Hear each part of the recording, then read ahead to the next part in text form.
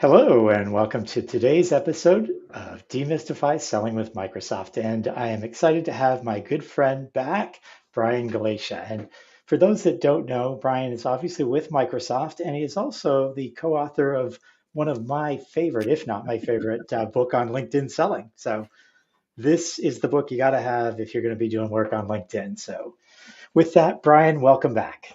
Yeah, Rob, thank you so much. Yeah, and you can see behind my, I guess my left shoulder, but as you're watching the video on the right, thank you for shouting out the book. It's a passion area of mine, but thank you. Very grateful to be back on your show. Always good to be a repeat guest to share value. And I know the topic we're going to talk about is very, very, very specific around ISVs and how ISVs can differentiate themselves, et cetera. So a little context. Been at Microsoft for, it's hard to believe, a little over 18 years. And this fiscal year, my area of focus for myself and my team is I lead a global team that focuses on a few of our largest data ISVs. Some of you may recognize me because I've been on past shows. I used to be the Dynamics leader, and this fiscal year I shifted over because of all the great opportunity that we have in the data space in Azure. I switched over to lead an amazing team to drive growth with a few partners. Right. So that's a big shift for you going from that Dynamics biz app space over to the data and Azure space. So you really, I mean, that's such a broad scope too, I think, with thinking about it from data and Azure. It is. I mean, it's kind of like you are a Spanish speaker or English speaker, and you're moving to a different country to speak a different language. But there's commonalities because, of course, when we get to the deeper, the meat of the conversation, Rob, like any type of partner that's considering joining the partner ecosystem, Microsoft, it's all similar vernacular to integrate and add value to the Microsoft cloud. However, each workload, you can imagine, has different nuances because of the customers we serve. A Dynamics customer could be the same as a data and AI customer, but there's subtleties on the value proposition because the use cases are much different. Like in the data space, it's exciting because everywhere you turn, there's something happening around Gen AI, Copilot agents, etc. And what's at the heart of that? The data estate that exists because Right. people have, I mean, large data sets. And what do you do with it? How do you mine the data? How do you put it in a place that can be consumed so that you actually can take next best action? And it's great because I can leverage my business applications background to take some of those learnings and bring it over to the data space. But yeah, it's been a great onboarding and curiosity and growth mindset experience because the terminology that exists in data and AI much different than what I'm used to in the traditional CRM ERP space. Right. And I love that. And I think having the ability to take that and port that knowledge though is, it really does speed up the learning curve. So I'm excited for our conversation today. As you alluded to, I want to get into really talking about how ISVs speak the Microsoft language and the things that they need to really think about. And one of those things I'd love to start with is the whole concept of partner certification, and really dive into that because I think that's first and foremost that sort of the cost of entry or the price of entry is really understanding how to leverage what's in Partner Center, what certifications or solution designations are. So maybe you could take a minute and talk about that. Yeah, happy to. So there's a lot to unpack because you can imagine all the things that we provide and produce for our amazing partner ecosystem. We try to remove the complexity and make it super simple, but there's a lot of things to unpack. So let me first start out with, to your point, Rob, if you ever hear the term MAICPP and try to say that fast 5 times, it's really, so you will come across that time and time again because that acronym is super important because that is the starting point to be part of our Microsoft ecosystem. And what it stands for is Microsoft AI Cloud Partner Program. So as a starting point, any partner that you are that's going to come and potentially invest time, money, energy around being a Microsoft partner, particularly around ISV, you have to enroll in the program. And so the nuances of, and you can imagine partner types.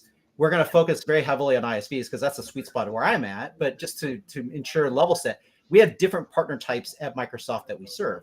We have SIs, and you hear that term, software integrators. You have the channel partners that are driving licenses. You have OEM or devices that are the ones that take our operating system and do amazing things with hardware.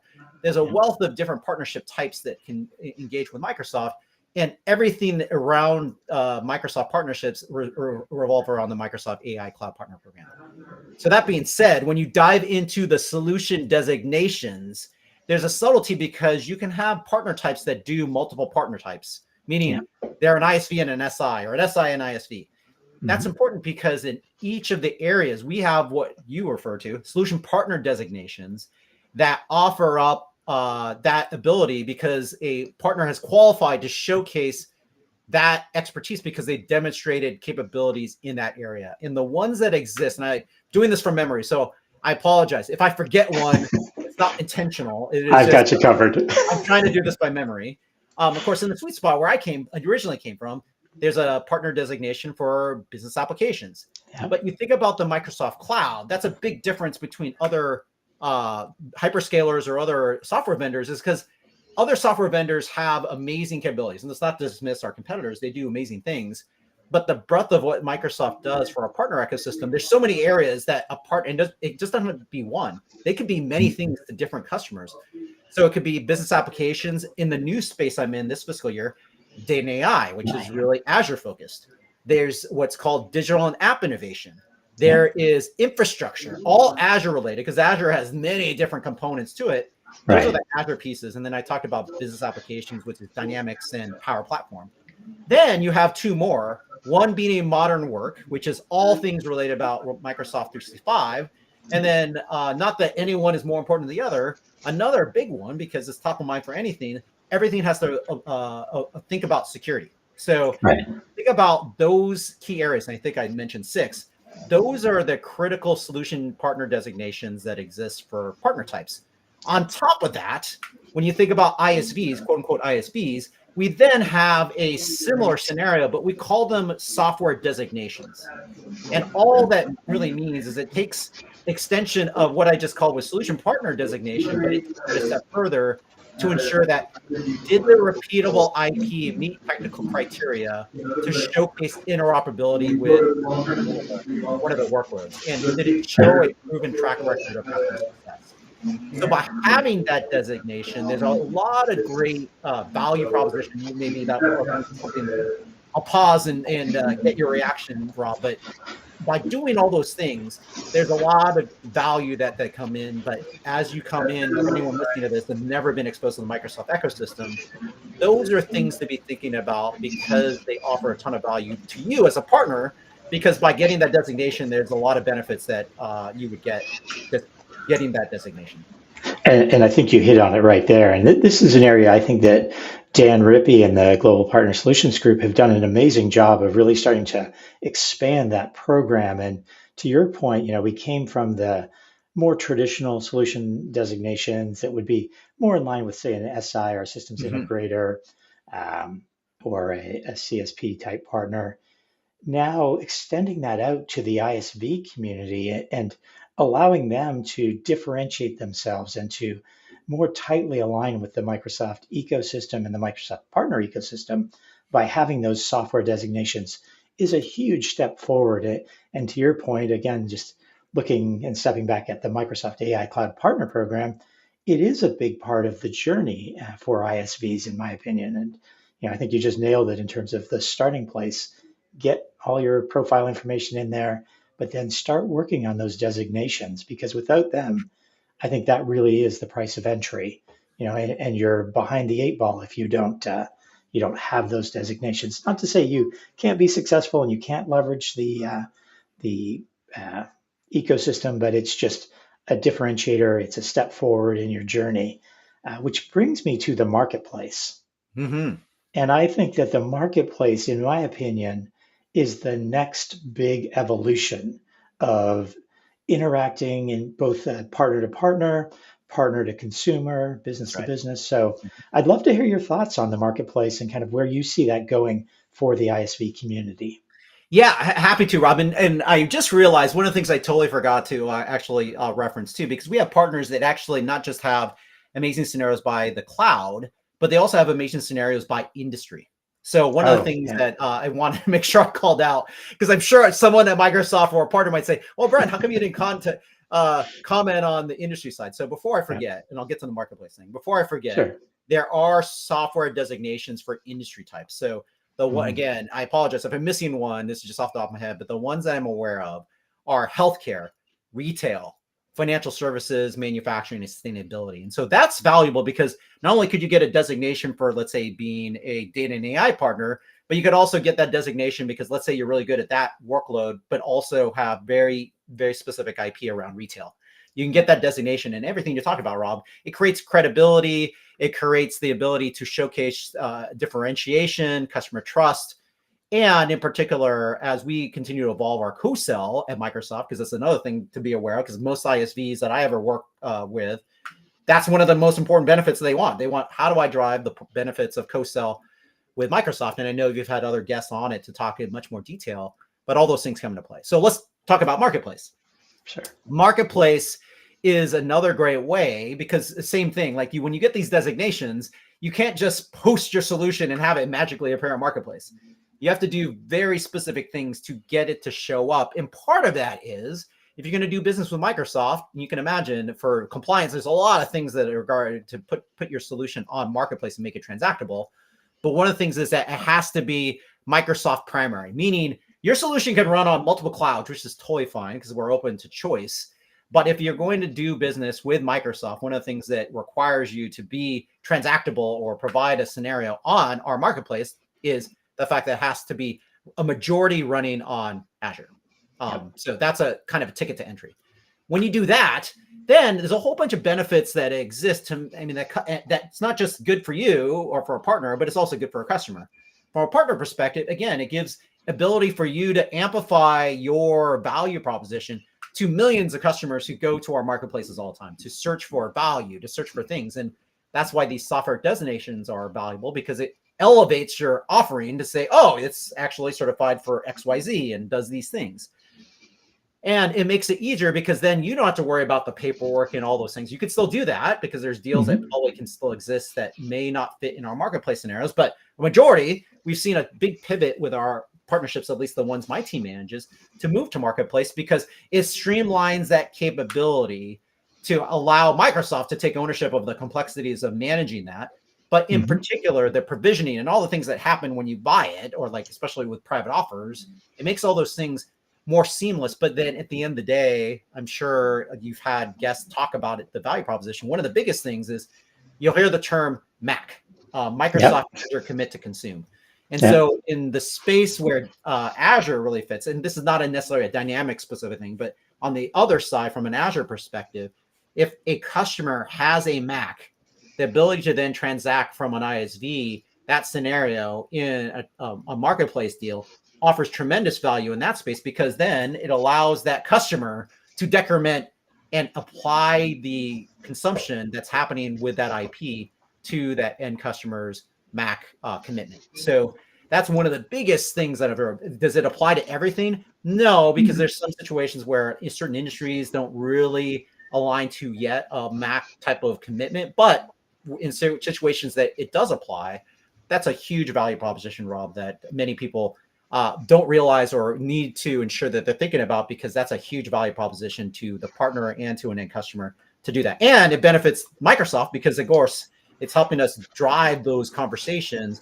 And we know that those applications are intended to work to then drive the value proposition to an end customer by using the platform of Azure. And it's just to sort of take that to the next level and a little peek behind the curtains, way to speak, is that it's a win-win-win in my opinion. It's a win for the customer; they're getting the solution they need. It's a win for Microsoft, not only by helping the customer, but it helps the sellers and I imagine your team with consumption and hitting your numbers. It helps the customer on the decrementing the Mac, and it's a win for the partner. We're all kind of everybody's coming out of this motion with a win. So for me, that's something that partners need to be aware of is that when you do this, it really has that trifecta win experience for everybody. Yeah, so that's something that to me is really important. So, um, Next, I'd like to sort of pivot then is more about educating the Microsoft field on your product. And I think you've kind of alluded to it in terms of how it helps customers. But if you're working with an ISV, how do you encourage them to talk to you and your team about what they're doing, and how do they share the value proposition? What's the things you're looking for to hear from an ISV? Yeah, it's a very broad Hmm. response that I'll say, Rob, because at the end of the day, regardless of what I say or not, I think the biggest thing I always tell people is it's about building relationships. Hmm. Like with anything, before you go in and start talking to someone you have to say what's in it for them. Yeah, And I can't remember in our prior conversations we talked about that, but just in general sales, but it especially applies this to new ISVs coming into our ecosystem and saying, "Hey, how do I get a Microsoft seller to care?" Well, the right. biggest thing is like, well, one, they have to trust you, they have to get to know you, and Yeah, then when you do that, then they'll be more receptive to if you can help. And again, this is maybe a weird statement to say, but at the end of the day, it's like sellers are coin operated because I am one in a partner selling role, but I used to be a field seller and a sales leader in the hmm, field. And so you can imagine any seller that's going to go do something, they're going to do it one to benefit an end customer. But at the end of the day, it's like, why do sellers exist? Well, yeah, they're motivated by one, I mean, many things, but one thing is money. And so yeah, how do you drive that education? That ISV has to provide that value proposition to say, is it going to not only add value, because the end of the day, we want to add value to a customer. Don't get me yeah, wrong. That's a big component. However, the other components of it is the ISV has to position the value and say, how does a seller get compensated? Because sometimes what ISVs end up doing is they try to position their value to a seller at Microsoft, and you know how complicated it could be at Microsoft. There's many sellers. There's not just one. We're yeah, we're a big organization, and there's so many selling types at Microsoft. And the thing I always inform ISVs is that you have to understand the whole concept, the terms ATU, the term STU, the term CSU. And so when you hear those terms, people are like, I have no idea what that means. it's like, Yeah, but in the short, I'll try to do it in a few seconds. When you think about it, there's a Microsoft account executive that's accountable for the entire Microsoft cloud. And so they're a broad a view of the whole Microsoft cloud that they know enough to be dangerous. But when it comes to the details, then they have to go to what we call the specialist team, the STU. yeah, But that AE is paid on so many things. And the yeah, one thing is like, okay, they'll care about a lot of stuff, but you have to be very informative as to where are the buckets that does your ISV solution impact. yeah, Then if it goes to, if like, let's say going back into my experience with Dynamics, if you're trying to position the value, and let's say you're an Azure ISV, and you think, oh, well, I'm trying to get to the chief revenue officer. Well, who typically has those conversations with the CRO at Microsoft?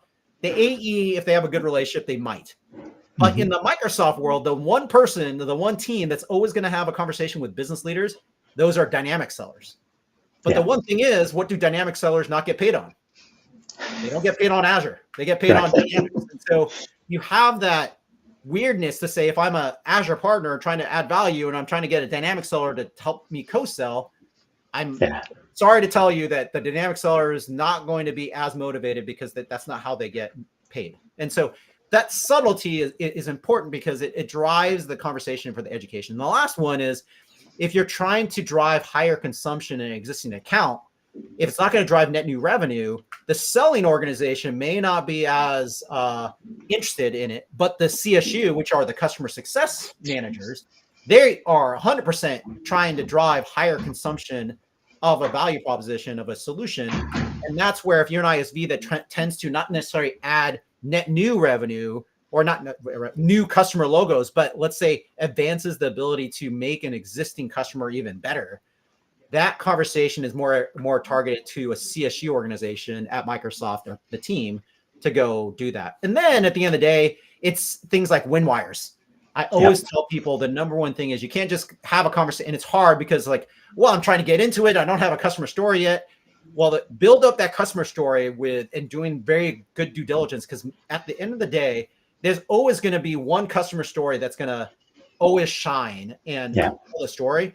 Use that and amplify it in many different ways and be consistent to say when you have wins, it might be a thing that you think about the least as an ISV, but the number one thing that's going to help well, one of the things that's going to help elevate that value proposition is where has it been done before, and can you easily provide that value proposition of a real scenario? Because sellers are like, I like to use the term we're lemmings, meaning that when one lemming or one person does it and they do it really well and they're very well respected, guess what happens? You get other people following and doing the Yeah. exact same thing. And Right. so For you build sure. that credibility and you get that evidence and you get that, then things start to really happen because then they trust you. Then your name becomes synonymous with, oh, if you're trying to do XYZ, you need to go to Rob at blah, blah, blah. That's Yeah. what happens. I mean, and then that's why I mentioned at the very beginning, it starts with the relationships. If you build very strong relationships with the selling organization, they'll start to pay it in dividends because they'll start to trust you and start to drive deals and provide Mhm. visibility to you. Yeah, I couldn't agree more that I think at the end of the day, it is about building those relationships and understanding that person's motivations. I think you nailed it there. So, as usual, Brian, you have dropped a ton of nuggets here. Good. So, I want to thank you for that. And if somebody wants to get a hold of you, is LinkedIn the best way to do that? Absolutely. Yeah. I mean, you'll see me on the different platforms. I even have an X account. Might find me on Instagram, but that's probably not going to be as relevant because Yeah, that's more personal stuff. But yeah, if you actually see it here in the window, that is the best way to reach me. And the critical thing perfect. is I get a lot of outreach because I'm pretty visible in what I do. Just provide context. If you learn something from this with Rob and I, just reference, hey, I watched that video with you and Rob, and I have all that then gives me context to where that's coming from versus a blind connection request. I'm like, I'm not sure where this is coming from, who it is. Right. That's the best way to get a hold of me. Awesome. Well, again, Brian, thank you very much. I always appreciate the time, and I know our audience is going to get a ton out of this. So, thank you. My, And yeah, my pleasure, Rob.